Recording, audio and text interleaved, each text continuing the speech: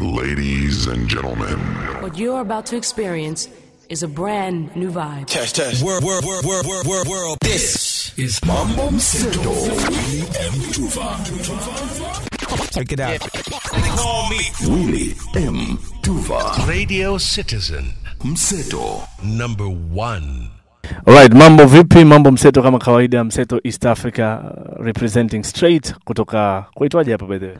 Hollywood, California. Kilichonileta hapa ni katika studio ambao ni maskani ambao ni Lovi na Christian. Hapa ndipo mahali ambapo Lovi wanafanya kazi zake, kama unavyocheki ni production. Anafanya production. Kuna vitu vingi ambavyo watakuwa wanatueleza. Najua watu wengi sana Afrika Mashariki na barani Afrika, wengi ambao walikuwa wanafuatilia wamekuwa wakijiuliza hawa jamaa walipotelea wapi. So finally nili come all the way to this place kwa ajili ya kuweza kupatana nao. Mambo vipi brother Lovi? Safi sana. Vipi wewe? Tumefurahi kuwa na wewe huku, you know. We are happy to have you here. Good to see you too. Yeah. Maisha kwanza vipi? Safi sana, you know. Everything is good. We thank God and you know. Tuna thrive. Okay. Vile vile niko na Christian. Inakuwaje? Mambo vipi? Mungu anasaidia. Mimi pia nimeshukuru sana kuwa na wewe hapa leo. Sisi tupo tunatuliza tu. Tunasukuma bado hivyo. Okay. Kwanza nitatanguliza pole kwa baada ya kuwa mgonjwa. Najua kwamba watu wengi sana, watu ambao walikuwa wanafuatilia actually nikija walikuwa wanasema mzazi make sure kwamba umempeleka pole zako kwa Christian. So unaweza ukasema nao labda kuambia situation ilikuwaje na ukoje sasa hivi? Jambo la kwanza namshukuru mtu yeyote aliyeniombea au yeyote aliyejihusisha kwa jinsi yoyote ile. Nimeshukuru sana na sasa hivi nimerudi, nipo tayari tena. Nawashukuruni. Okay. No, ni kitambo sana. Miaka mingapi sasa hivi tokea mje Marekani? 9. Miaka 9. 9 years. I see. Ilikuwaje mpaka mkapenya mpaka kufika nini? Kwa sababu watu wamekuwa wakisikia tu story, jamaa alienda pale bwana wakaamua tu kustay Marekani. Inakuwa vizuri sana labda watu waweze kufahamu jinsi ambavyo mliweza kuamua kuja kukaa Marekani. I mean, kwanza unaona tulikuwa si tumesafiri sana, unaona, si tumekuwa na unajua familia yetu, baba yetu amesafiri sana. Si hata unajua sisi wazaliwa Kenya lakini si wa Kenya kabisa, but sisi tunajiconsider wa Kenya kwa sababu tumezaliwa Kenya, lakini tumesafiri sana, tumetua sana. So mara mwisho tulivyokuja hapa tukarudi nyumbani, alafu mimi nikaamua kuja, alafu nikakaa, alafu Christian akafata. Yani it was because number 1, unajua mimi nimekuwa nikifanya production for a long time. Umeona kama nyimbo yetu ile Piga Makofi nilifanya na Mike Black, alafu nyimbo zetu nyingi zenye tulifanya na Ogopa DJs ilikuwa yani my idea, naanza nampatia Lucas, zingine yeye mwenyewe anatengeneza. So ilikuwa passion kwenda sehemu kujichallenge na kufanya something more, unaona. Sio eti kukaa sehemu moja. Najua watu wengi watakaa sema hey, why did you need to do that? But for me, unaona, ukikuwa na drive na passion, you take risks, right? That's you know, that was really the purpose. Okay. So what risks did you take? I mean, number 1, unaona, kitu ya kwanza ni when you're at the top of your career, you're making a lot of money, to abandon everything to go and start over. It's not easy, unaona. It's not easy. It's a tough thing. Alafu pia ukiangalia track record of a lot of actually Kenyan artists that ever tried to move, they never were successful. Unaona, they were just very few. Unaona, dada yetu Masimara is trying and a few. So, and I wasn't even, unaona kama mimi na Christian kuperform and stuff, we've done it all our life, unaona. And we were even talking about it earlier. Watu wengi wanafikiria sisi pengine ni wazee, lakini when we released our first song, we were like 13, 14, you know, Dondosa and stuff. Yeah. You know, so we are still even like we are in our late 20s, unaona, but like we are not even 30 yet, unaona. So because we started early, it's normal for us. Unaona, so to abandon all those things and then to come start over where nobody knows you, no one knows what you've done, no one even cares, and you just get there to work and to go to the top of what you're doing, it's not easy, unaona. Sio rahisi kabisa, ni ngumu. Unaona. Kwa upande wako Christian, ilikuwaje? Uliamua kuja Marekani baada ya kwamba brother yako amefika, kwa sababu yeye ndo alitangulia alafu wewe ukamfuata? Ilikuwaje kwa upande wako? Sasa unajua kila mtu huaga na opinion yake na huaga na vision yake. ni msanii na ni producer pia mimi ni msanii. Unaona kuna vile yeye contribution yake ilikuwa pia na vision yake fulani. Na mimi pia contribution yangu ilikuwa na vision fulani. Lakini sisi kuamua kufanya kazi pamoja, tulijua tuko na kitu tunachopenda pamoja, na tukifanya kazi pamoja tunafanya kazi nzuri. Hiyo ilikuwa the stepping stone yetu. Hiyo tunasema ni baraka kwa Mungu. Unaona? Okay. Kwa ajili pia ukiangalia unaona at the time yenye sisi tulikuwa tunafanya muziki, there was no higher ceiling than that. So si challenge ilikuwa ishaisha. Umeona, there was no competition.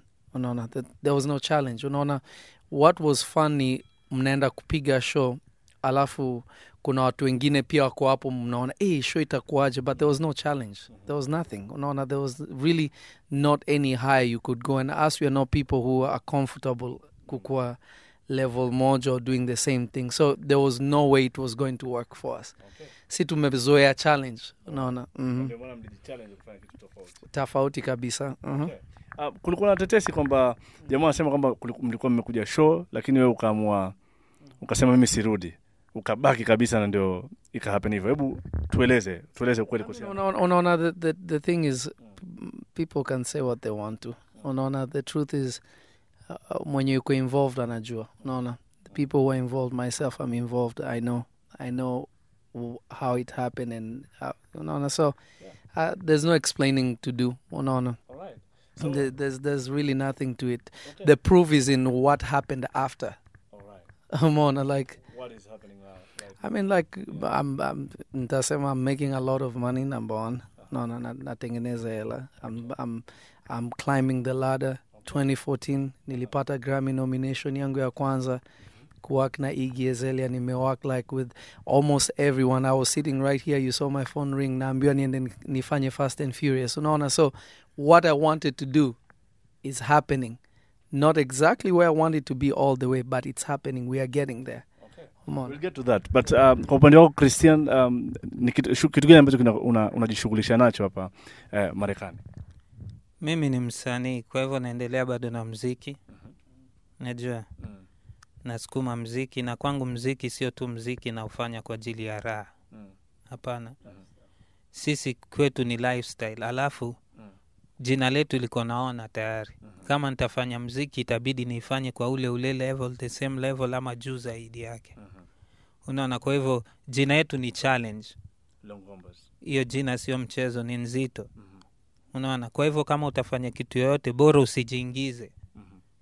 Ukaribu jina ya familia. Very true. Unaona, kama utaingia itabidi ufanye ukweli. Okay. So umerekodi kazi kadhaa labda ambazo una nini, ama how do you involve yourself with music here in America? Huku naandika ngoma na kwa juku kuna ma songwriters.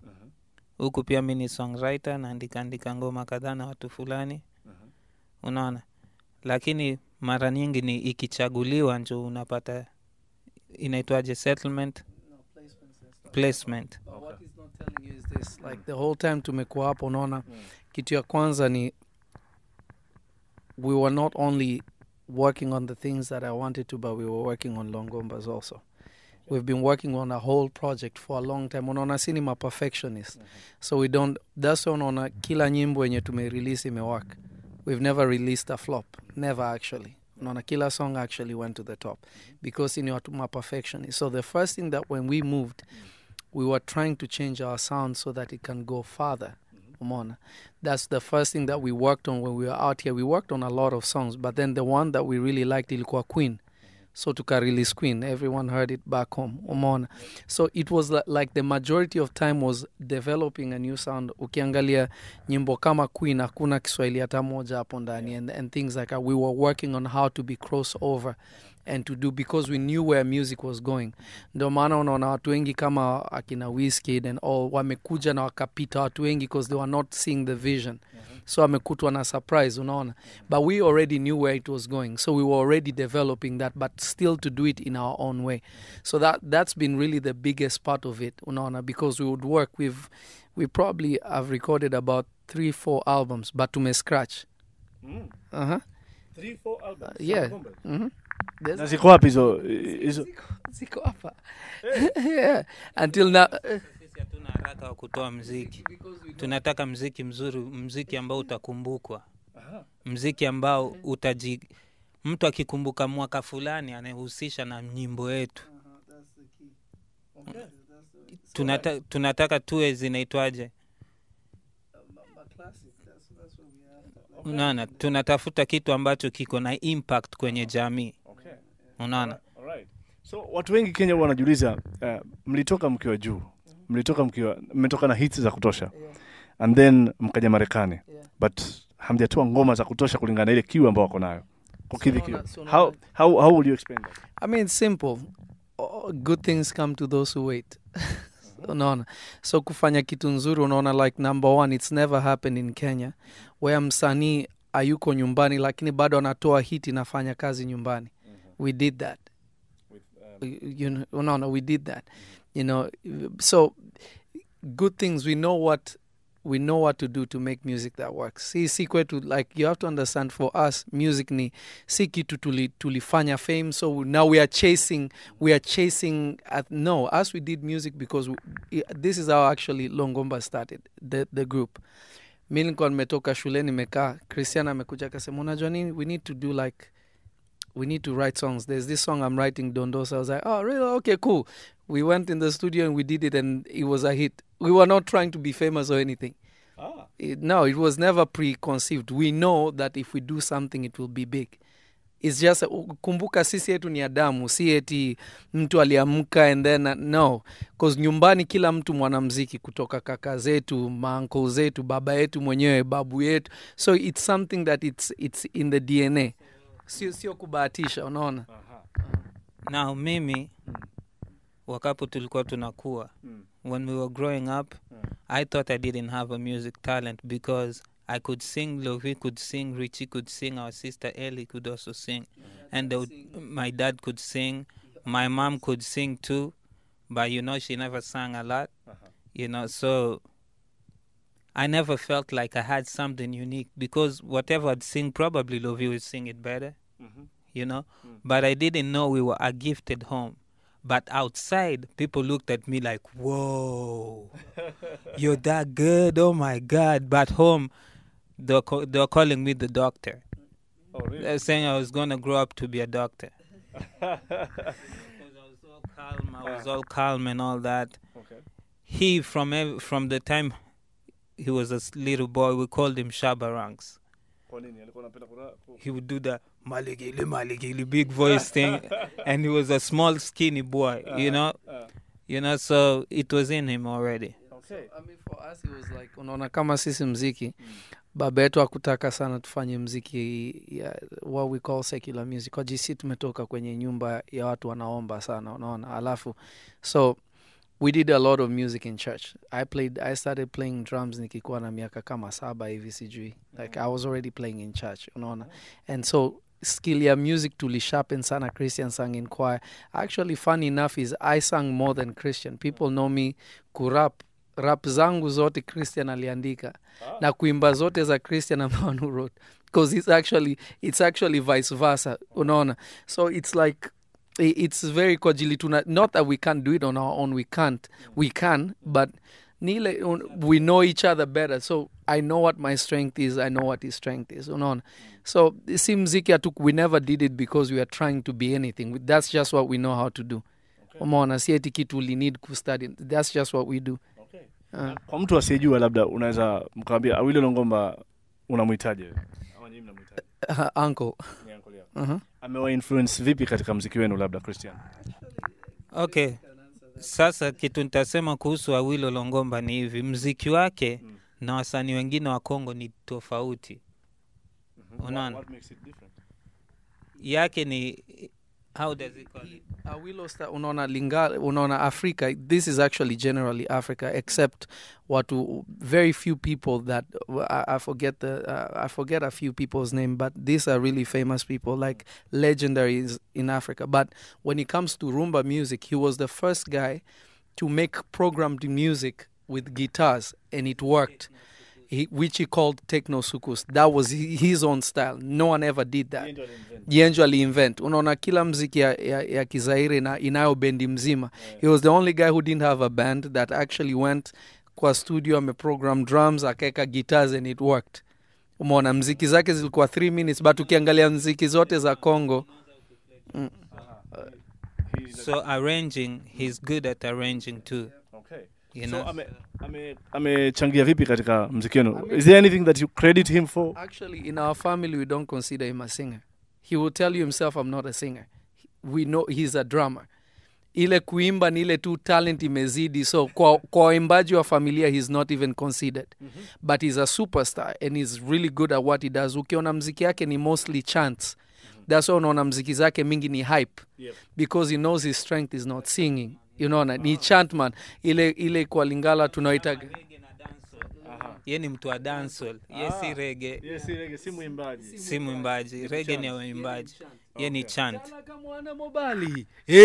Umeona zake zote ni hivyo, because he knows that he can sing, but si ati muimbaji ati ile kuimba kabisa. He will tell you that himself. Umeona. So in the family, actually, Ali surprised watu wengi. People knew that he could sing, but he was more of a drummer. He played for Papa Wemba, he played for Alus Mabe, he played for a lot, Yondo Sister, a lot of these people. If you watch his interviews, he even talks about it. Umona, but nile, umona si tuko na damu, not only ya muziki, but damu ya master. So if you involve yourself with music, you will succeed, period. Kwa jini talent ya family. Unaona, kuna watu kwao ni mathematician, kuna watu wengine madaktari, kuna watu wengine. So for us, the difference was, for us is the music. Okay. Umeona. Alright.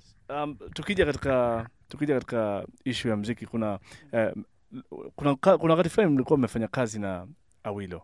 Tell us about this. I mean, this one Johnny uncle. So for us, number one, we never wanted, ulikuwa naongea about influencing.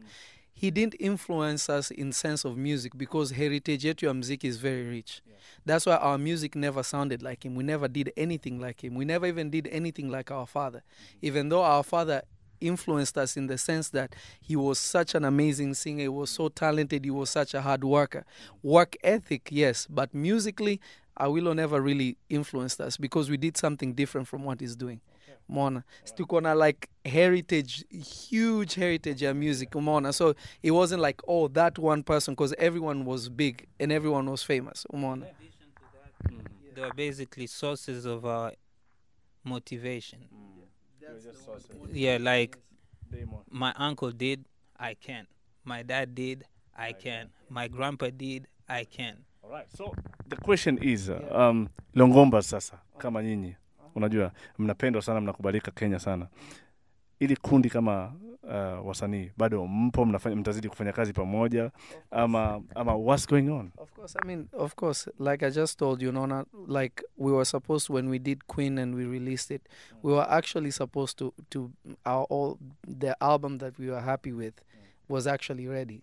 You know, I even told you we'll play you some stuff, but what happened is when Christian got sick, so it derailed and threw everything off, because we didn't like, it was really like it was a very serious thing, that the operation was actually, the doctors made me and my brother Richie sign papers this big, because it was actually like, all right, either he will make it or not, we don't know. That when Christian Ali actually pelekwa hospitali, they had to call specialists, because this was like not a normal thing. It was not seen, especially with somebody his age. Normally, mtu akikuwa na tumor, unaona, like they call them, first of all, when they discovered that he had a tumor, he had passed out. He fainted, and that was weird for us, because he's sitting na afya poa and everything like that. So when I was actually out of town, I just came back, and I was supposed to meet up with him, and he was at the hospital. They said, okay, he has a brain tumor. We don't know if it's cancerous. But the doctors actually in the first hospital didn't want to tell us how big it was. I don't even know if Christian knows this. But then they transferred us to like one of the biggest hospitals here in Los Angeles. So in that hospital is when they were like, oh my gosh, this thing is 7 inches by 6. That means like unaona brain ya mtu inakuwa mpaka, yani I had to look at this thing. So brain yake, unaona brain inakuwa na 2 sides, right? Yeah. So the right side of the brain was actually so squished in that the tumor was filling up the other side. So ilikuwa like a very crazy thing. So when they saw that, they actually had to call in specialists. They say like this is a special case. Like they sent in people to actually look at this thing because it was not normal. So then they found out that the good news was that it was not cancerous, the first thing. And then secondly, they discovered that it wasn't cancerous, so that was a good thing. The problem was that it had grown from the back to the forehead, to the From the right side, it was growing to the left side. to the left side. So it was going like this. It was going like this. Wow. It was going like this. So the front part. So when they discovered that, they actually kept him in the hospital longer because they were like, listen, we have to be sure that this thing is gonna work. So they called. It was a really, really crazy thing. Yeah. Okay, so after they found out all this stuff and they were like, okay, this is not regular. It doesn't happen like this regularly. So the doctors had to take like extra 3 weeks to figure out how they're gonna come about it. So it was more like first experience. You know, it was very serious. Okay. So they kept me there. They changed my diet. I was eating. They changed how I began to eat. And then another thing, the day of the surgery, I was told not to eat anything. Ndio nisiharibu mazingira. Okay. You know, yeah. So that's how it was. And the surgery actually went up to 14 hours. 14 hours surgery. 14 hours. Mwenyezi Mungu amesaidia. Yeah, bila Mungu haingefanyika. Because what happened is this. So the other thing that they did was ilikuwa number one, ilikuwa to take it out. It was a risk because if it grows this way, kuna vein moja katikati, there's a middle vein that goes between, that distributes all the blood to the brain. Then there's little veins. Yeah, but the main one in the middle, the thing actually grew on top of it. It was pushing it down. So if they were to take it out and it snapped the vein, he would be brain dead. Normally, even this kind of tumor actually comes on older people, but not that big. Stage 4 is like freakishly, it's a freak of nature. So, but the good news is, unajua, God was on our side. We prayed a lot, and you know, they had to cut Christian up. It was a very like graphic surgery because they had to cut him. They had to actually literally break his skull. So they had to cut him from ear to ear. So they had to like open him. They had to cut him like this. Pull. They had to tell us the whole surgery, how it was going to happen. They had to take out his front skull, roll it forward, pull forward his skin. They had to like really go. They had to like, Christian had like a huge scar, and he still has it. It's like now his hair is growing back and stuff, but it was a huge thing. But the good news is after they took it out, because he was young, ali recover haraka pia. Unaona. So normally when they do that, because that they touch your brain, you lose mobility. Unaona. You lose certain things that you have to go to rehab. You have to go to this. But when they did that, within 4 days, Christian was walking, he was eating. They started taking the tubes out of his. I mean, it was incredible. That's how it was a miracle. So it derailed like for over a year. Now we are like, because it was last summer, so it's been over a year and a half. So the whole time it was like him recovering and recouping and getting. So a lot of things had to be on hold. Even his own personal life had to be on hold and things like that. You know, so. Ilikuwa roller coaster, lakini tunamshukuru Mungu na tunashukuru all the people that were praying for us and things like that, you know, so we are grateful. It shows that Mwenyezi Mungu kweli ukimuomba anasikiza maombi. Are you comfortable maybe showing me the scar? I mean, it's for the people who prayed for me, so it's not a problem. Oh. So now, first of all, they cut me from one end to this end. And then nilisheviwa bald. I had no hair completely. So after the surgeries, they took 90% of the tumor out. The 10% had to be taken out through radiation. So I started going for radiation treatment, and then it ate up my hair. Actually, this has just grown the other day. So it's like, so when radiation, what it does, unajua radiation inaua cells zote. So what it does is like it stops. That's why you find a lot of people who have cancer when they go through chemo or radiation or whatever, they lose hair. But then it grows back over time because your cells like regenerate and stuff. So his hair just started growing back and stuff. But it was really like a trip, you know, from being like you're doing all these things and then all of a sudden now, you know, life may change. But unaona pia, like, that's why I say, like, for us, you know, being believers also, we know that everything we do, God plans it. Because if this happened when we were back home, he would have died. So, Mona, it was all God's plan to be able to move us and do all those things. Because, when it happened, everything was just like this. Because another thing also was he was going to lose his sight, Mona, because, yes, he was going to lose his sight. To make me sign a certain document saying that in case I get paralyzed or in case I don't make it, I decided to go ahead with it. And also so the surgeon cannot be sued or anything. It's up to my decision. I'm the one who's agreed to it. And you signed it? Yeah, because I had to. Because they said you either sign it or we don't do it. Or we don't do it. So it was actually a test of faith. Exactly. But also what he's not telling you is that when he passed out, because the tumor was like, they said that it was like small and it just started growing rapidly out of nowhere. No, that's what they say. That's why they say it's a stage 4. It's dangerous because it grew too big so fast. So what happened was also because it was growing at the frontal lobe also, what it did was it started affecting his eyes, umona, macho yake. So like he started losing, his vision started getting blurry. So the quicker when they did the surgery and did all that, actually on one of his eyes, he lost most of the vision on his right eye.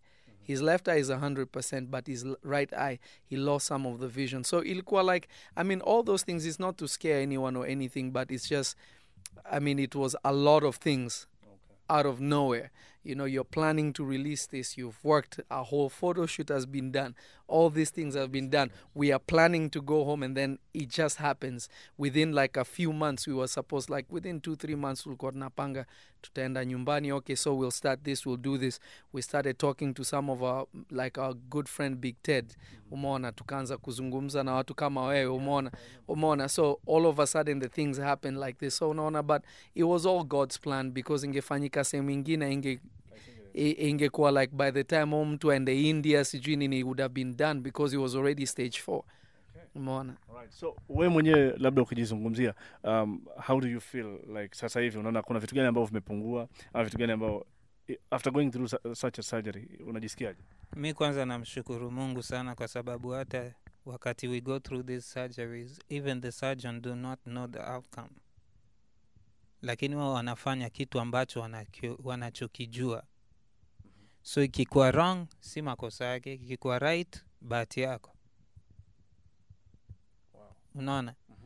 And injo kitu nililearn, because before surgery fanywe, I was told, hey, half of your body could get paralyzed, or you could lose your memory could get erased. You'll have to be taught your name again, how to walk, how to eat, how to use the bathroom like a baby again. Ama nitakwaga tu nikipose kwenye kiti tu hivi. Nikichekeshwa nacheka tu bila facial expression. Oh really? Yeah. Ilikuwa umeambiwa hivyo, but right now sasa niko fiti. Kila kitu kiko sawa? Kila kitu kiko sawa. Another thing which is like, I mean, it's a little private, but I'll tell you anyway. When they did, you know, your front part of your brain is where like character and personality and things are, because they touched that front part. For the first few weeks, Christian did not remember a lot of things. Normally you recover, but some people never. It's a 50-50 chance. So a lot of things he could not remember, but one thing that he could do was his music. Oh, really? He remembered his music was 100%. He knew, of course, he knew me, but other things he could not remember things. Like if you talk to him, There's a song Lovey played for me. And I was like, wow, when did I do this song? Which song was that? Or one of the songs in the album? I can't remember. I cannot also remember. Nasikiza reggae sana akikuwa hospitali kujirudisha memory ya.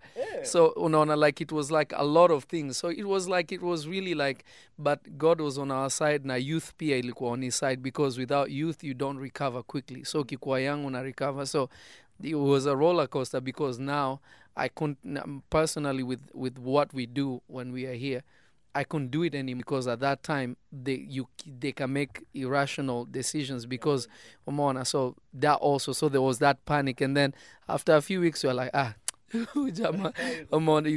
it was really God's, but he forgot a lot of things in the beginning. You know, even it's the music that actually brought his thinking back, and a lot of praying. So anakumbuka majina kanza nini, and then all of a sudden it just started flowing. Okay.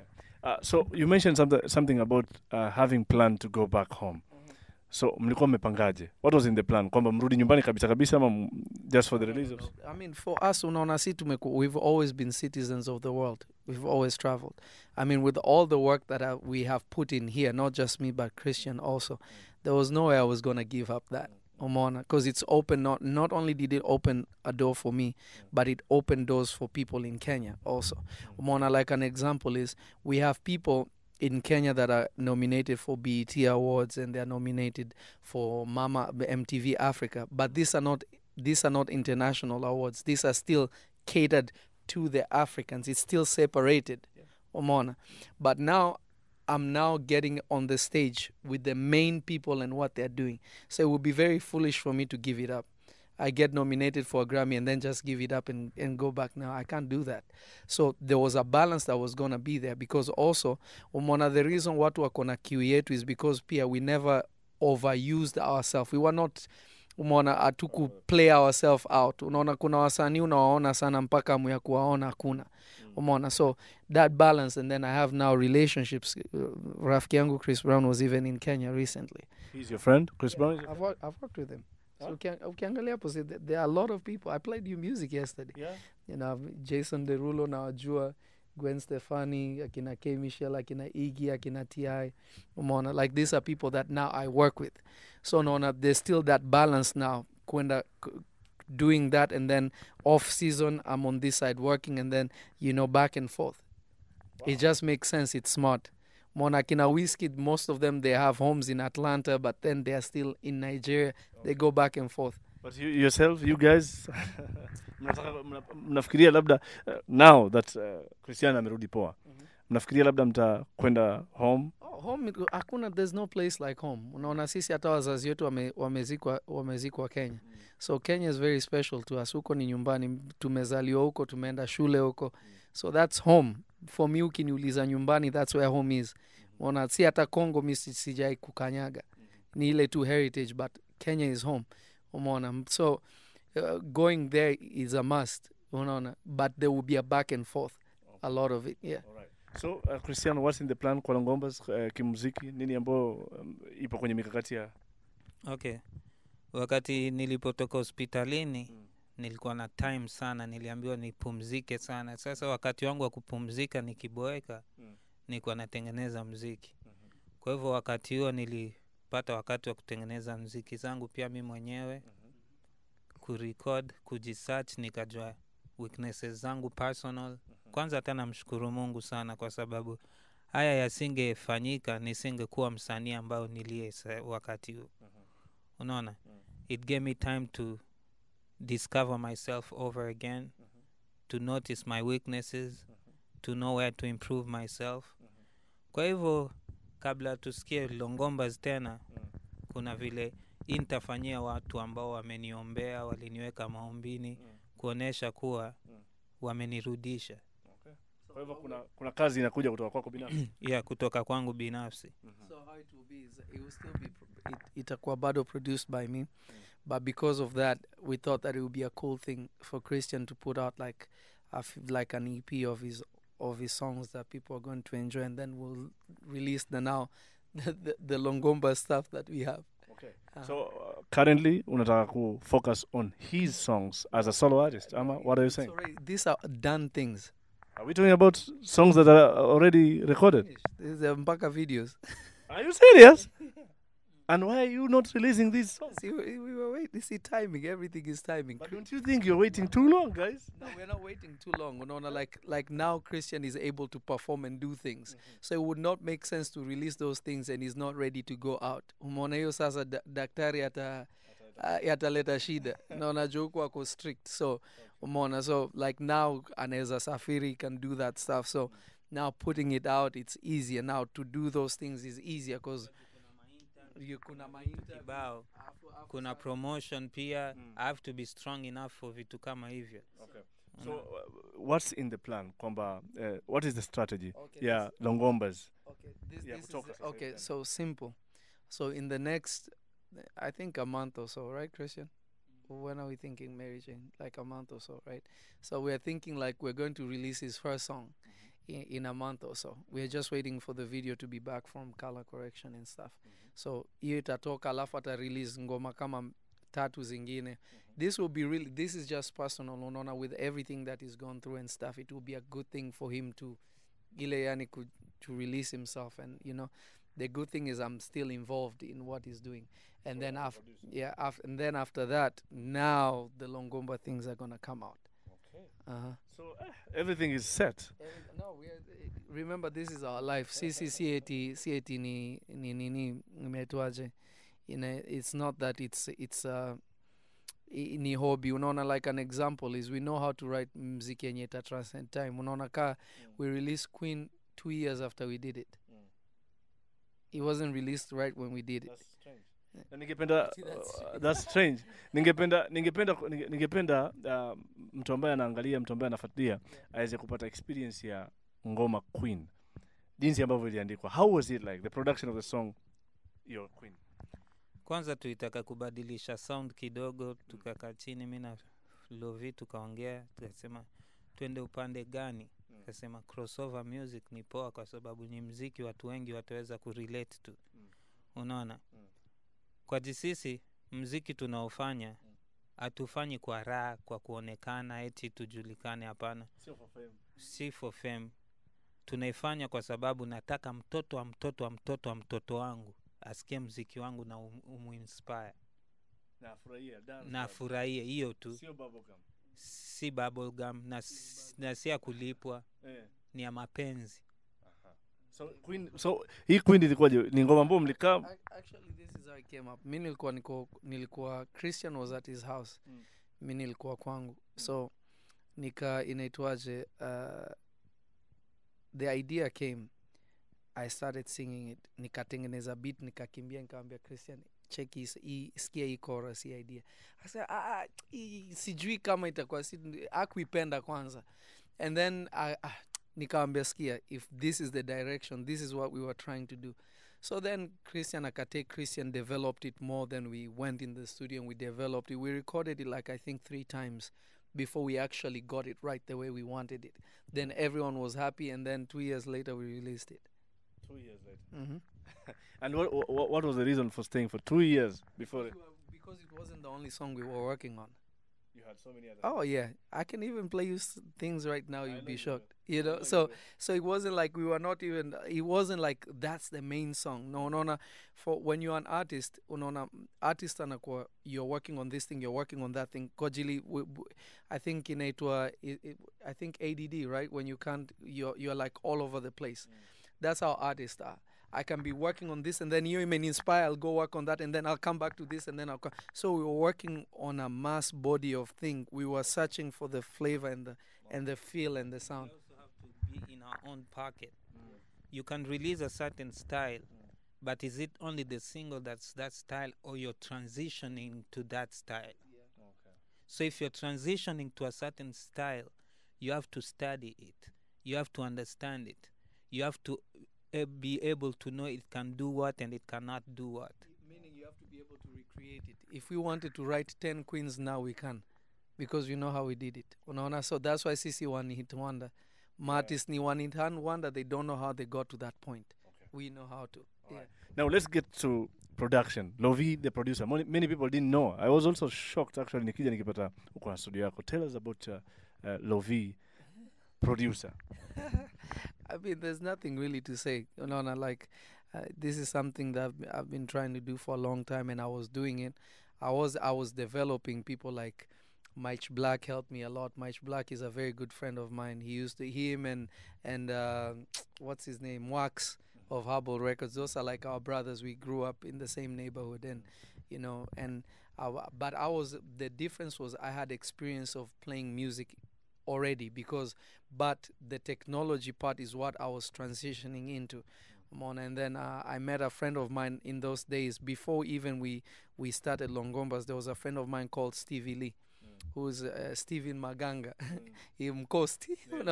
Mkosti. Alikuwa na Fruity Loops. So that's where I started, and then I transitioned and I just learned. And then when I met Lucas, it inspired me even more. So nikaendelea work on it and working on it until until where it is now, so it's just nile focused, everything just requires focus. So how did you start it in America? Because I know kuanza na kushika mali kama huko Marekani sio rahisi.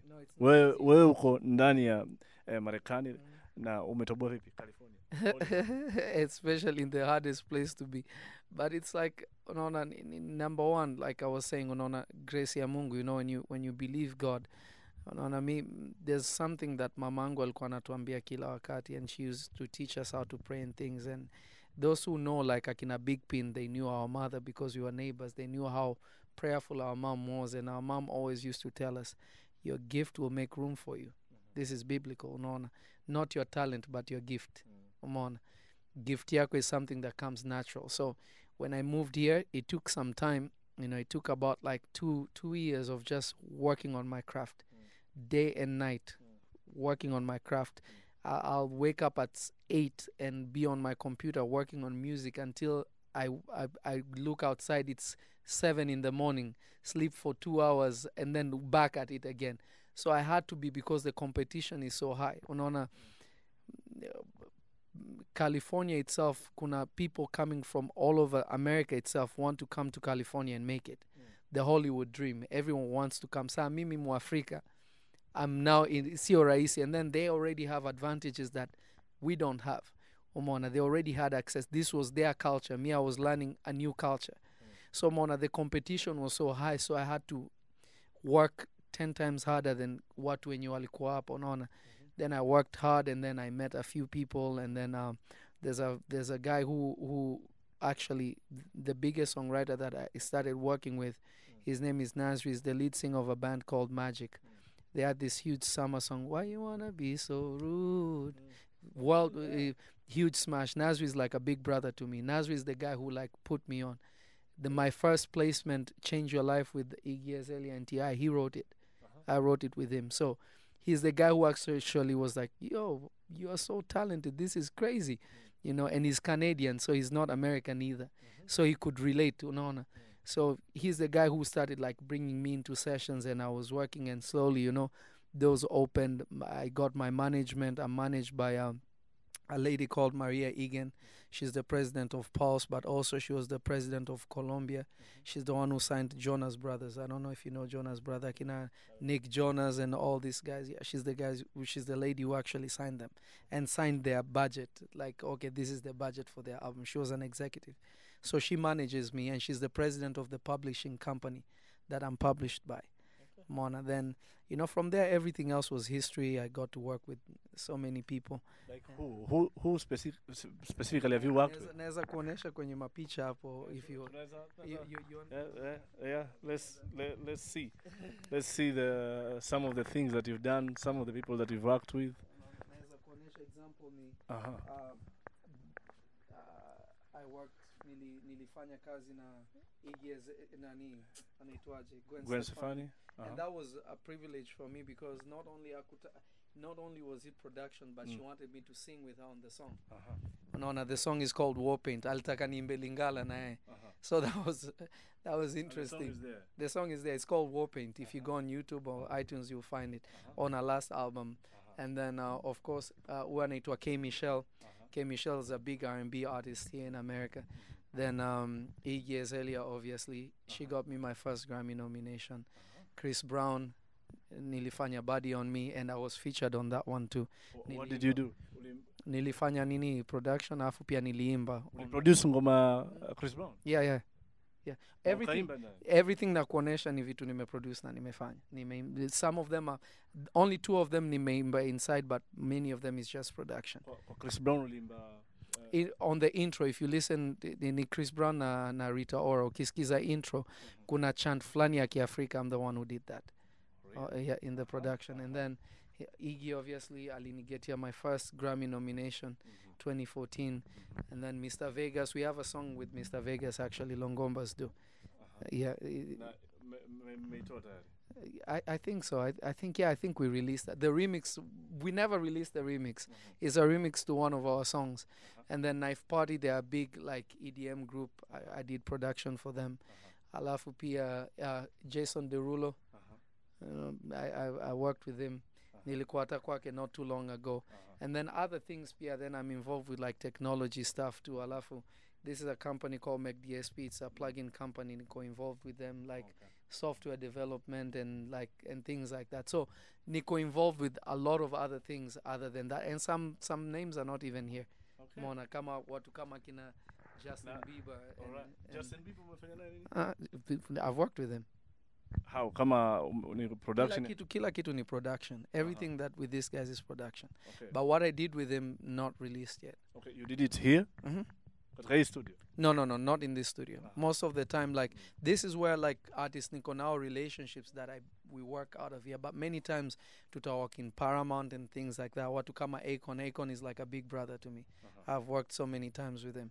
Mona, last World Cup, actually, niliwatch naye kwake. Alikuja kanchukua nyumbani. I went and I watched with him. If you go on Instagram and stuff, you will see all that stuff. Anaishi wapi mwenyewe? Alikuwa actually, he had just bought a house in LA because he was coming to LA, but he never had a home in LA. Anaishi sehemu inaitwa Woodland Hills. Okay. Yeah. So naona pia kuna awards hapa. I mean, this is like nakumbuka hii ilikuwa Kilimanjaro Music Awards. Me and Christian 2006, 2005. This was Cora Awards. Mona Chaguo Latinis. You know, and then others are not even here because this is a new studio that I just got. All right. Rocking your radio. This is Mseto. Keep a lot.